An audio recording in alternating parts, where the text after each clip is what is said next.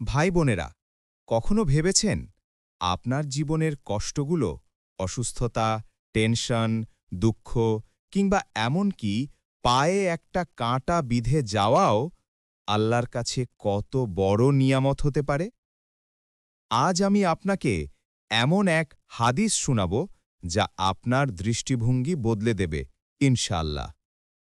রসূলুল্লাহ সাল্লাল্লাহু আলাইহি ওয়াসাল্লাম বলেছেন, যদি মুসলিমের উপর কোনো ক্লান্তি, অসুখ, দুঃখ, চিন্তা, শোক কিংবা তার পায়ে একটি কাঁটাও বিঁধে যায়, আল্লাহ তাআলা সেসবের মাধ্যমে তার গুনাহ মাফ করে দেন।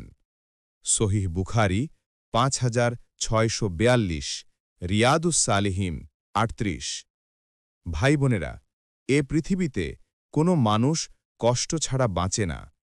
কেউ অসুস্থ হয়, কেউ আর্থিক সমস্যায় পড়ে, কেউ মানসিক দুশ্চিন্তায় থাকে, কিন্তু একজন মুমিনের জন্য প্রতিটি কষ্ট আসলে গুনাহ মাফের সুযোগ। যখন আপনার শরীর ব্যথায় কাতরায়, তখন আল্লাহ আপনার ছোট ছোট গুনাহ মুছে দিচ্ছেন। যখন আপনি দুঃখে চোখে পানি ফেলেন, তখন আল্লাহ আপনার হিসাব হালকা করছেন। এমনকি যদি আপনার পায়ে একটা কাঁটাও বিঁধে যায়, সেটিও আল্লাহর কাছে বৃথা যায় না।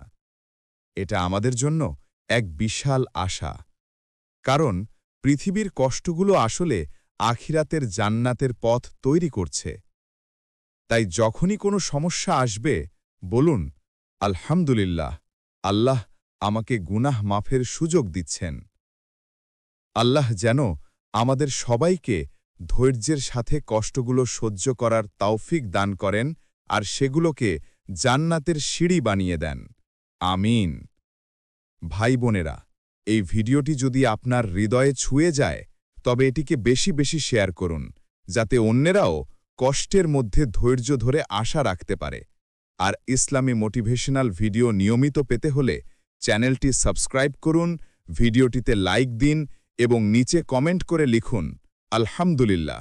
আপনার একটি শেয়ার হয়তো কারো দুঃখকে সহজ করে দিতে পারে, ইনশাআল্লাহ।